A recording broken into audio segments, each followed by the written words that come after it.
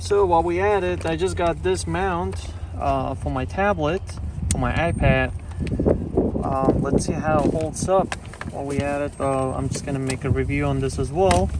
So this is up to, it's good for up to 13-inch tablets, expandable 4 ways, and it's adjustable. So let's see how it works. All right, so this can be adjusted as such, and you just kind of lock it in place once you adjust it. And this also rotates,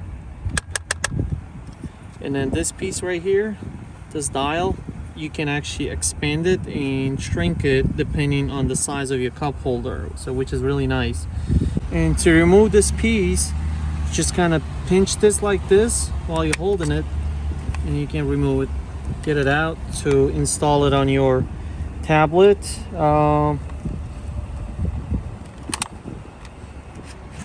To open it like this, so this is really nice. So let's install the tablet,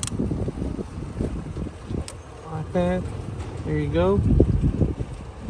This looks good. Now we're gonna put it over here. Let's rotate this piece. There you go. Just kind of slide it here. All right, and there you have it. So how does it look, kids? Good. Just like an airplane, huh? Nice. There you go, and that's the holder. All